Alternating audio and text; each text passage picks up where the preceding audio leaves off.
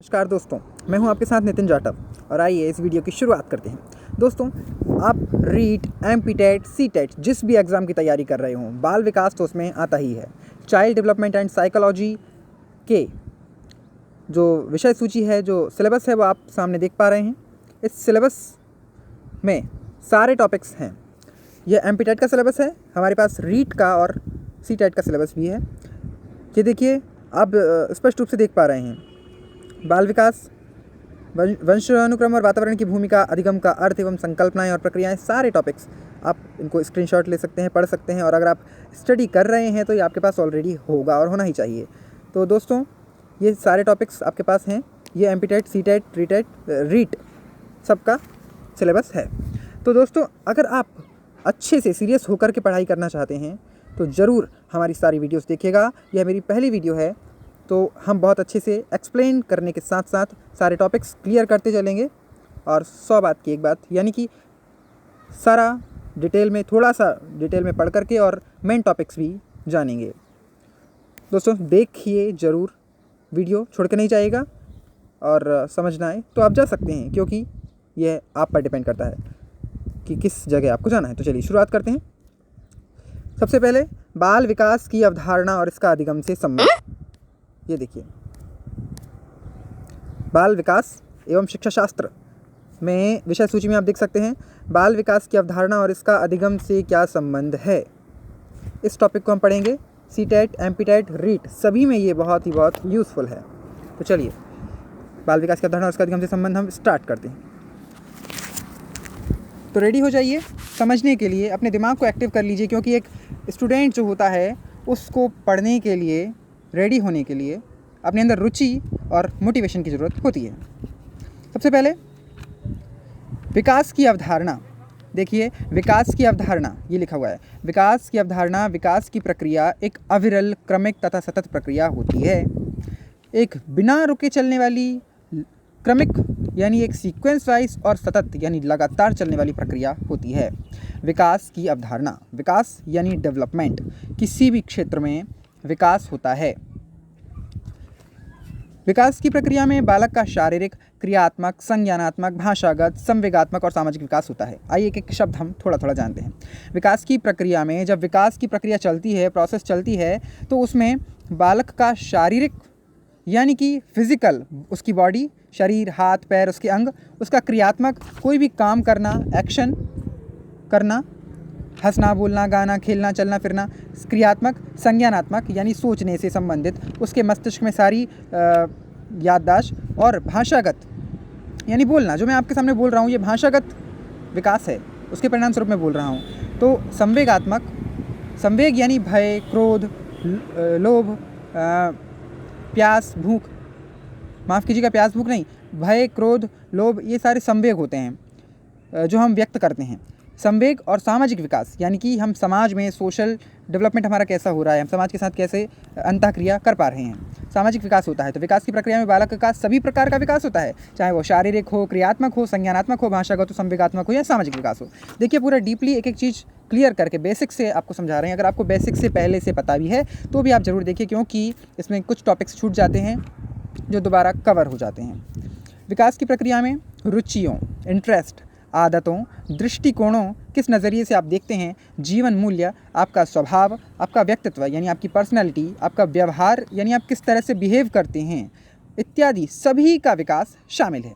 यानी विकास की जो प्रोसेस है उसमें हमारी रुचि, आदत, हमारे दृष्टिकोण, जीवन मूल्य, स्वभाव, व्यक्तित्व, व्यवहार सभी शामिल होता है।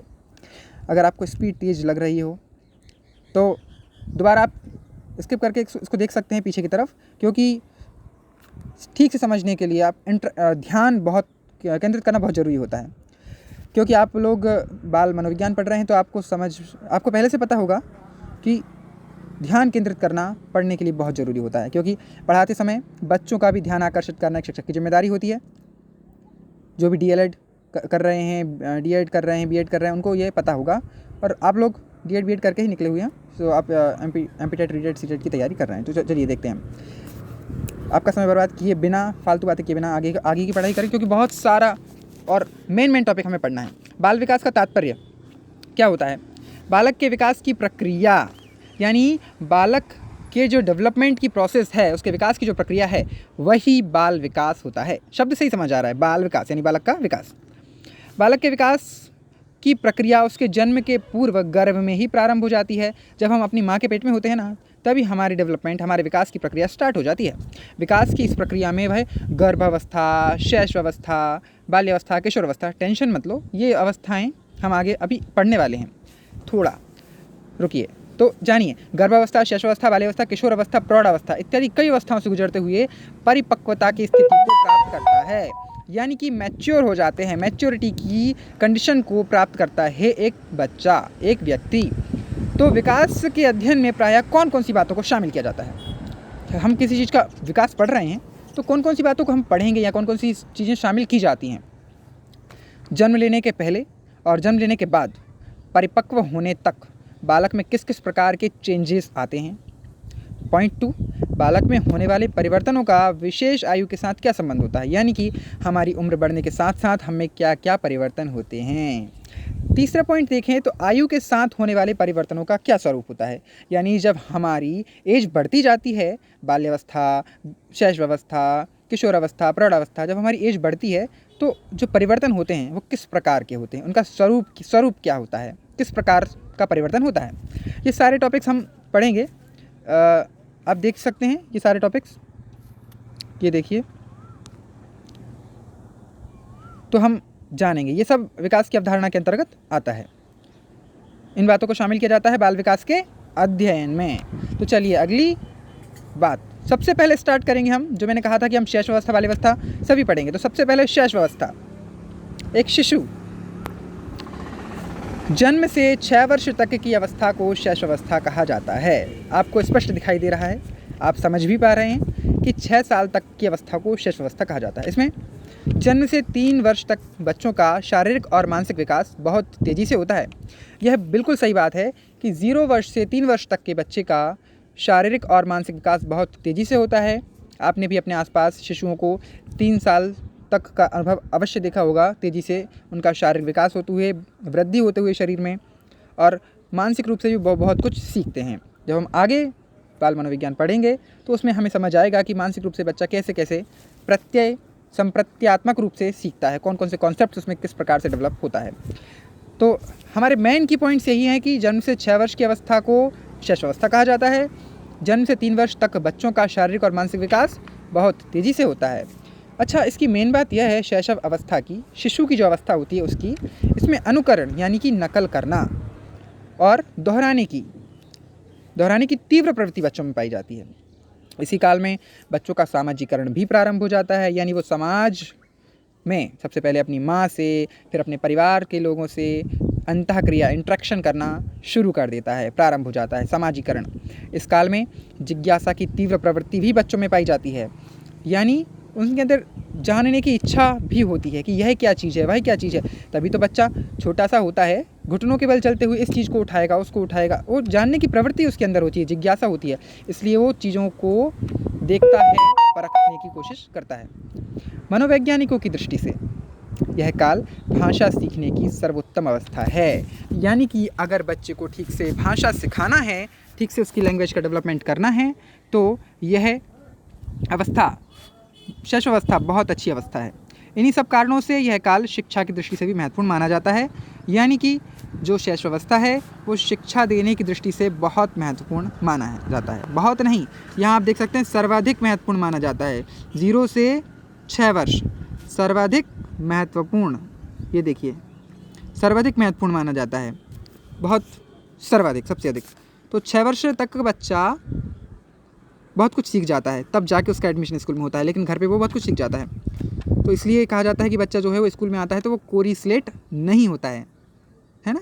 चलिए, कोरी स्लेट शब्द आपने सुना होगा। कोरी स्लेट कहा जाता है कि होता है, मनोवैज्ञानिकों द्वारा दिया गया है, लेकिन बाद के जो मनोवैज्ञानिक आए उन्होंने इस बात को नकारा है। चलिए हम अगला पॉइंट, शैशवावस्था के बाद जानेंगे बाल्यावस्था। थोड़ा थोड़ा सभी अवस्थाओं के बारे में पढ़ें, इससे क्या होगा, हमारा बेसिक भी क्लियर होगा और जिनका है क्लियर वो उनका रिवाइज होगा।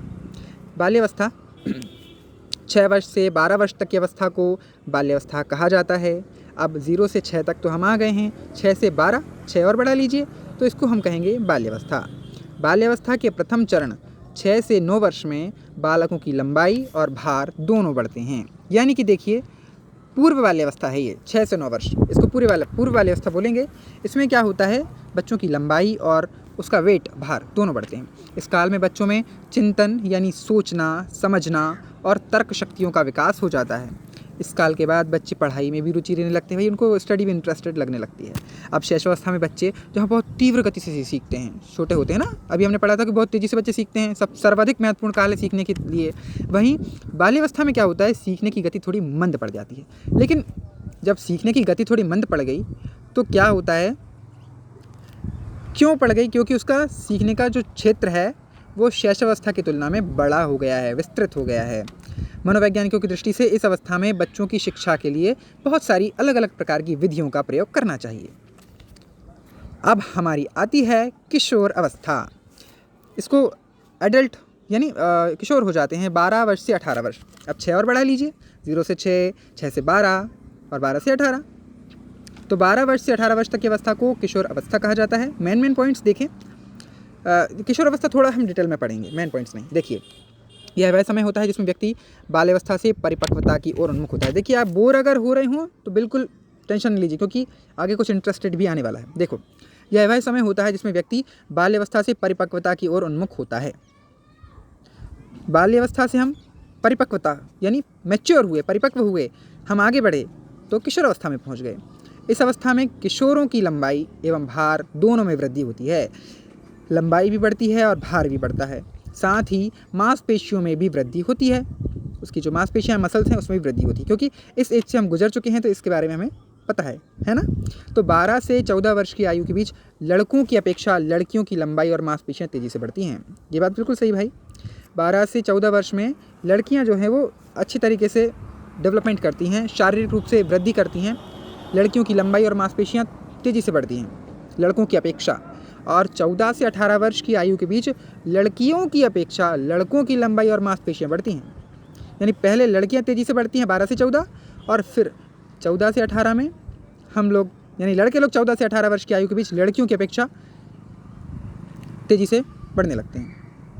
14 वर्ष से 18 वर्ष की आयु के बीच लड़कियों की अपेक्षा लड़कों की लंबाई और मांसपेशियाँ तेज़ी से बढ़ती हैं। इस काल में क्या होता है दोस्तों, प्रजनन अंग विकसित होने लगते हैं, उनके काम की मूल प्रवृत्ति जागृत होती है। प्रजनन अंग, जिन अंगों के द्वारा जनन होता है, उनका विकास होने लगता है। हालांकि पूरे शरीर का विकास होता है, लेकिन किशोर अवस्था में प्रजनन अंगों का मुख्यतः विकास होता है और काम यानी कि जो सेक्सुअल प्रवृत्ति होती है उसकी वृद्धि होती है, वह जागृत होती है। इस अवस्था में किशोर किशोरियों की बुद्धि का पूर्ण विकास भी हो जाता है। बहुत हद तक लगभग पूरी बुद्धि का विकास हो जाता है, जितनी उनकी बुद्धि का विकास होना होता है। उनके ध्यान केंद्रित करने की क्षमता बढ़ जाती है। अब आप किशोर अवस्था से भी आगे आ चुके हैं तो आपकी ध्यान केंद्रित करने की क्षमता बहुत अधिक है। तभी तो आप अभी तक मुझे सुन रहे हैं, क्योंकि आप ध्यान केंद्रित कर रहे हैं पढ़ाई में। तो स्मरण करने की क्षमता बढ़ती है, ध्यान केंद्रित करने की क्षमता बढ़ती है, उनमें स्थायित्व आने लगता है, स्थायी हो जाती है उनकी पढ़ाई, है ना। पढ़ाई या जो भी चीज़, छोटे बच्चे होते हैं चंचल होते हैं, लेकिन जब किशोर अवस्था में आ जाते हैं तो वो स्थायित्व उनमें आने लगता है, मैच्योर धीरे धीरे वो होने लगते हैं। इस अवस्था में मित्र बनाने की तीव्र प्रवृत्ति होती है, क्योंकि किशोर अवस्था में बहुत सारे फ्रेंड्स होते हैं। छोटे में बच्चे लड़ते हैं, मम्मा ये मेरे साथ ऐसा कर रहा है, टीचर ये ऐसा कर रहा है, लेकिन जब किशोर अवस्था में आ जाते हैं तो इतनी लड़ाई नहीं होती है, मित्र बनते हैं। तो मेरा फ्रेंड्स और मित्रता में प्रगाढ़ता भी इस दौरान सामान्य सी बात है, बहुत गहरी मित्रता भी हो जाती है, सामान्य जनरल बात है। किशोर अवस्था के बारे में देखिए, मैं आपको बताऊं तो इंक्रीज्ड हाइट आप देख सकते हैं, हाइट बहुत तेज़ी से बढ़ती है। अभी हमने जाना लड़कियों की लड़कों की किस प्रकार से तेज़ी से वृद्धि होती है। और क्या होता है, change in body shape of boys, लड़कों के बॉडी शेप यानी जो चेस्ट होती है उसमें चौड़ापन आता है, तेज़ी से उसमें वृद्धि होती है। वॉइस चेंज होती है लड़कों की, ये जो गले में एडम्स एप्पल ये जो बता रहे हैं, वॉइस चेंज होती है ना, यह उठा हुआ भाग यहाँ गले में आ जाता है। और ये तो आप लोगों को पता ही है कि पिंपल्स भी होते हैं किशोर अवस्था में। तो पिंपल जो है सेबेकस ग्लैंड यानी कि पिंपल क्यों होते हैं कि श्वेत ग्रंथियाँ जो होती हैं पसीना निकलने का, वो श्वेत ग्रंथि से पसीना निकलने लगता है सेबेकस ग्लैंड ओपन हो जाता है, इसलिए वो पिंपल्स होते हैं। किशोरावस्था में यह प्रवृत्ति होती है। दोस्तों, बाल विकास और शिक्षा शास्त्र हम पढ़ रहे हैं। ये टॉपिक्स बहुत महत्वपूर्ण हैं। किशोरावस्था, बाल्यावस्था और शैशवावस्था। किस अवस्था में क्या होता है, कुछ मेन पॉइंट्स मैं आपको बताऊं। गर्भावस्था, जन्म से गर्भाधान से जन्म तक यह आपको जानकारी है। और उसके बाद शैशवावस्था जन्म से 5 वर्ष तक होती है, यह भी आपको पता है। आपको पता है, आप रिवाइज़ कर रहे हैं, या नहीं पता है तो आप सुन रहे हैं। थोड़ा सुनने से क्या है, दिमाग में घुस जाता है। तो बाल्यावस्था 5 वर्ष से 12 वर्ष तक भी मानी जाती है, कुछ लोग, कुछ मनोवैज्ञानिक मानते हैं। लेकिन मुख्यतः हमने अभी 4 अवस्थाएँ जानी हैं।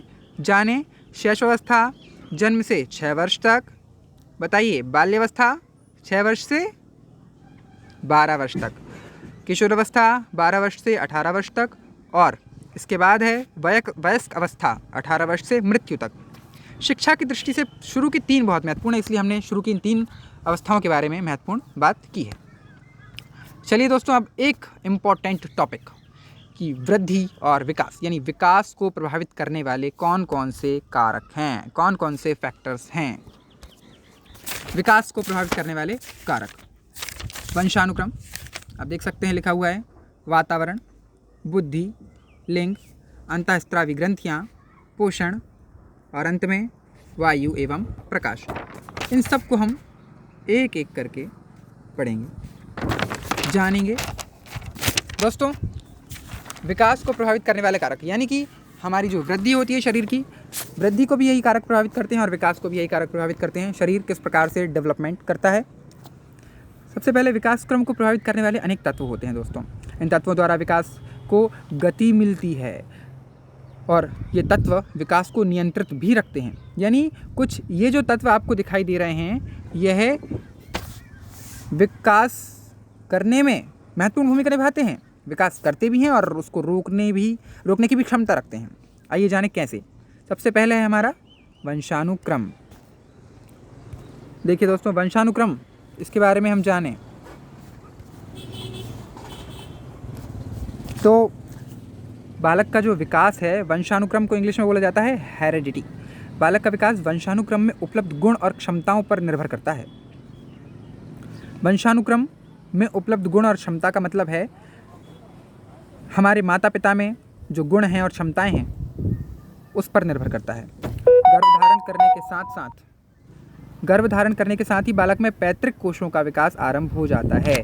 जैसे ही माँ गर्भधारण करती है, हम उनके गर्भ में आते हैं, उसके साथ ही बालक में पैतृक कोषों का विकास प्रारंभ हो जाता है तथा साथ ये बालक की बुद्धि और विकास की सीमाएं भी सुनिश्चित हो जाती हैं।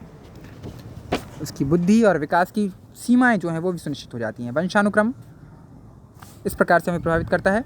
यह पैतृक गुण पीढ़ी दर पीढ़ी हस्तांतरित होते हैं। दादा पे गया पिता, पिता पे गए बेटा, कहा जाता है कि वंशानुक्रम इस प्रकार का होता है। ठीक है, बुद्धि, चरित्र सभी वंशानुक्रम को प्रभावित, ये सभी विशेषताएं जो हैं वंशानुक्रम से प्रभावित होती हैं। देखिए दोस्तों, वातावरण, इसको हम बहुत अच्छे से समझेंगे। हमारे आसपास जो भी कुछ है वो सारा हमारा वातावरण है। अब वातावरण भी हमारे वृद्धि और विकास को प्रभावित करता है। कोई बच्चा अच्छे स्कूल में पढ़ता है तो उसका डेवलपमेंट अच्छे से होगा, वो अच्छा सीखेगा क्योंकि उसको अच्छा वातावरण दिया जा रहा है। और किसी बच्चे को स्कूल ही नहीं पहुंचाया जा रहा है तो इसका मतलब है उसको सही वातावरण नहीं मिल रहा है पढ़ने के लिए। तो ये क्या हुआ, वातावरण का ही प्रभाव है जो हमारा विकास नहीं हो पा रहा है। कौन सा विकास? संज्ञानात्मक विकास, बौद्धिक विकास, सभी पक्षों का विकास विद्यालय में होता है तो वो नहीं हो पा रहा है। और इसके अतिरिक्त अन्य क्षेत्रों में भी हम देख सकते हैं कि वातावरण, खान पान, हमारा स्वास्थ्य ठीक नहीं होगा अगर हम वातावरण से भोजन ग्रहण नहीं करेंगे तो। देखिए अगला है बुद्धि। मनोवैज्ञानिक जो लोग हैं उन्होंने अपने अध्ययनों के आधार पर निश्चित किया है कि जो कुशाग्र बुद्धि वाले बालक होते हैं उनका शारीरिक और मानसिक विकास मंद बुद्धि वालों की अपेक्षा बहुत तेज़ गति से होता है। कुशाग्र बुद्धि यानी जिनकी बुद्धि तेज़ होती है, ऐसे बालक तेज़ गति से बोलने लगते हैं, शीघ्र बोलने लगते हैं और शीघ्र चलने भी लगते हैं। यह मनोवैज्ञानिकों का कहना है। और जिन बालकों में प्रतिभा होती है, प्रतिभाशाली बालक होते हैं, वो 11 माह में ही बोलना सीख जाते हैं। यह लिखने वाली बात है, लिख लीजिए इसको कि प्रतिभाशाली बालक 11 माह में बोलना सीख जाता है। सामान्य बुद्धि का बालक 16 माह की आयु में और जो मंद बुद्धि बालक होता है वह 24 माह की आयु में बोलना सीख जाता है। अगला लिंग। बालकों के लिंग यानी जेंडर। बालकों के शारीरिक और मानसिक विकास में लिंग भेद का प्रभाव भी पड़ता है। लड़की है लड़का है, इन दोनों का प्रभाव पड़ता है, क्योंकि अभी हमने देखा कि लड़कियों का विकास किस प्रकार से हो रहा है और लड़कों का किस प्रकार से हो रहा है किशोरावस्था में। तो यह लिंग जो है वो विकास को प्रभावित कर रहा है। जन्म के समय बालक जो होते हैं वो लड़कियों की अपेक्षा, बालिकाओं की अपेक्षा बड़ा आकार लेकर पैदा होते हैं, है ना। उनका साइज़, उनका लड़कों का आकार बड़ा होता है, लड़कियां छोटी होती हैं। किंतु बाद में बालिकाओं का शरीर तेज़ी से बढ़ता है। बालिकाओं का शरीर विकास की गति तीव्र होती है बालकों की अपेक्षा। इसी प्रकार बालिकाओं में मानसिक परिपक्वता और यौन परिपक्वता बालकों से पहले ही आ जाती है। मानसिक रूप से और यौनात्मक रूप से वो परिपक्व हो जाती हैं बालिकाएं। अगला पॉइंट है अंतःस्रावी ग्रंथियाँ। अंतःस्रावी ग्रंथि, बालक के शरीर में अनेक अंतःस्रावी ग्रंथियाँ होती हैं। ये क्या होता है भाई? ये ग्रंथियाँ यानी कि जहाँ से बहुत रस स्त्राव होता है जो हमारे शरीर के लिए महत्वपूर्ण होता है, जैसे थायरॉक्सिन, ऐसे बहुत सारे रस होते हैं। और अगर एक भी रस की कमी हुई तो उसके कारण प्रॉब्लम आ जाती है शरीर में। देखो, बालक के शरीर में बहुत सारी अंतःस्रावी ग्रंथियाँ होती हैं, मैं आपको बता चुका हूँ, जिनमें से विशेष प्रकार के रस का स्त्राव होता है। इनसे विकास प्रभावित होता है। यदि ये ग्रंथियाँ रस का स्त्राव ठीक प्रकार से नहीं करेंगी तो विकास अवरुद्ध हो जाएगा।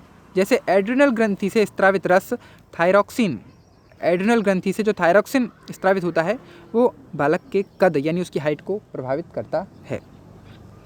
और अगर यह स्त्रावित नहीं होगा तो बालक बौना रह जाएगा, उसकी हाइट कम रह जाएगी। अगला हमारा पॉइंट है पोषण। पोषण दोस्तों,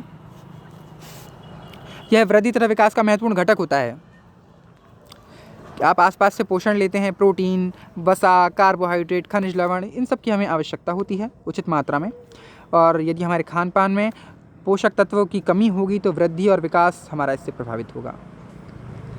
एक फैक्ट आपको बताता हूँ कि 1955 में वाटरलू एक मनोवैज्ञानिक थे, इन्होंने अफ्रीका और भारत में विकास पर कुपोषण के प्रभाव का अध्ययन किया। यानी कि कुपोषण कितना प्रभावी है अफ्रीका में और कितना प्रभावी है भारत में, अध्ययन किया, निष्कर्ष निकाला। और उन्होंने यह निष्कर्ष निकाला कि कुपोषण से बालकों का शारीरिक और मानसिक विकास रुक जाता है। और यह ऑलरेडी हम जानते हैं। बट क्यों जानते हैं? क्योंकि इन्हीं लोगों ने यह रिसर्च की, बताया, तब जाकर हम जानते हैं। और वायु एवं प्रकाश, अंत में हम देखेंगे। शरीर को स्वस्थ रखने के लिए आप जानते हैं स्वच्छ वायु की आवश्यकता होती है, क्योंकि कोरोना काल में वायु, जो प्राणवायु कहा जाता है, ऑक्सीजन सिलेंडर्स बहुत महंगे बिक रहे हैं, ऑक्सीजन की कमी है, लोग को ऑक्सीजन चाहिए। तो वायु और प्रकाश ही वृद्धि और विकास को प्रभावित करते हैं। इजीली हम फिलहाल समझ पा रहे हैं। शरीर को स्वस्थ रखने के लिए स्वच्छ वायु की आवश्यकता होती है। अगर वायु स्वच्छ ना मिले तो बालक बीमार हो सकता है और इनके अभाव में उसके कार्य करने की क्षमता भी प्रभावित होती है। शारीरिक विकास के लिए सूर्य के प्रकाश की महत्वपूर्ण भूमिका होती है। जब प्रकाश की बात आए तो सूर्य का प्रकाश कैसे भूला जा सकता है, वही तो स्रोत है। और सूर्य के प्रकाश में विटामिन डी होता है जो विकास के लिए अपरिहार्य है। यानी कि अगर विटामिन डी प्राप्त नहीं होगा, विटामिन डी, तो विकास हो ही नहीं सकता। बहुत महत्वपूर्ण है दोस्तों। अंत में एक महत्वपूर्ण टॉपिक, वृद्धि और विकास में आखिर अंतर क्या है, ये वृद्धि क्या होती है और विकास क्या होता है। भैया कुछ लोग कहते हैं हमें समझ ही नहीं आ रहा यार, ये होता क्या है। चलो जानते हैं। वृद्धि और विकास का प्रयोग लोग प्राय पर्यायवाची के रूप में करते हैं, यानी वृद्धि भी वही बात हो गई, विकास भी वही बात हो गई, लेकिन ऐसा नहीं है। एग्जैक्टली अवधारणात्मक रूप से देखा जाए तो दोनों में अंतर होता है। देखो कैसे अंतर होता है। वृद्धि यानी ग्रोथ और विकास यानी डेवलपमेंट। पहला पॉइंट, वृद्धि शब्द का प्रयोग परिमाणात्मक परिवर्तनों, परिमाणात्मक यानी कि नापने योग्य, यानी लंबाई, चौड़ाई, ऊंचाई, आकार, इन सबको हम नाप सकते हैं। परिमाणात्मक परिवर्तनों के लिए होता है वृद्धि। अरे आपकी वृद्धि हो गई यानी आप बढ़ गए, आप लंबे हो गए, या आपकी ऊंचाई बढ़ गई, आपका आकार बढ़ गया, ये वृद्धि। विकास शब्द का प्रयोग परिमाणात्मक के साथ साथ व्यवहारिक परिवर्तन भी होते हैं, यानी कि वृद्धि इसमें समाहित है। परिमाणात्मक परिवर्तन तो विकास के अंतर्गत आएगा ही, लेकिन साथ साथ व्यवहारिक परिवर्तन जैसे कार्यकुशलता, कार्यक्षमता, व्यवहार में सुधार इत्यादि के लिए भी होता है। कार्यकुशलता, हम कितने अच्छे से काम कर पा रहे हैं, हमारी कितनी कैपेबिलिटी है काम करने के लिए, और हमारे व्यवहार में किस प्रकार से सुधार हो रहा है, यह विकास के अंतर्गत आता है। वृद्धि जो है विकास की प्रक्रिया का एक चरण होती है और इसका क्षेत्र बहुत सीमित होता है, लेकिन जो विकास है अपने आप में एक विस्तृत अर्थ रखता है और वृद्धि जो है इसका ही एक भाग होता है। वृद्धि अगर हो रही है तो हम ये नहीं कह सकते विकास हो रहा है। देखिए चौथे पॉइंट्स पे हम आ गए हैं।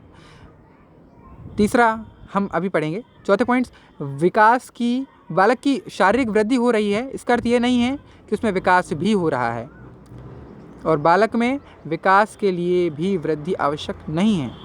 ये दोनों एक दूसरे से अलग हैं, ये चौथा पॉइंट हमें बताता है। और तीसरा इंटरेस्टिंग पॉइंट ये है कि वृद्धि की क्रिया आजीवन नहीं चलती। भाई हमेशा थोड़ी ना वृद्धि होती रहती है। अगर इंसान हमेशा बढ़ता रहता तो कितना ऊंचा हो जाता। एक समय के बाद वृद्धि रुक जाती है, एक समय के बाद मोटा होना भी रुक जाता है, लंबाई चौड़ाई ऊंचाई सब रुक जाती है। तो बालक के परिपक्व होने के साथ यह रुक जाती है। जब मैच्योर हो जाता है शरीर तो रुक जाती है। और जो विकास है वो एक सतत यानी कंटिन्यूस प्रोसेस है, प्रक्रिया है। बालक के परिपक्व होने के बाद भी यह चलती रहती है। तो दोस्तों, मुझे उम्मीद नहीं, बहुत ज़्यादा उम्मीद है कि आप लोगों को बहुत अच्छे से समझ में आया होगा, और अगली बार और बहुत अच्छा समझाने का प्रयास करेंगे। जो भी कमी रही होंगी उनको दूर करने की कोशिश करेंगे। और एक बार और इसको रिवाइज़ कर लीजिएगा या स्क्रीनशॉट लेके इसको नोट ज़रूर बनाइएगा, समझिएगा। और अगर आपको कंटेंट अच्छा लगा हो, एक्सप्लेनेशन अच्छा लगा हो, तो वीडियो को लाइक ज़रूर करें, चैनल को सब्सक्राइब कीजिए। ओके फ्रेंड्स, तो नेक्स्ट वीडियो में ज़रूर मिलेंगे और सारी वीडियोस देखिएगा।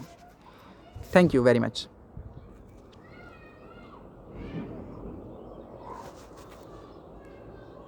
सारे टॉपिक्स पढ़ेंगे। ओके।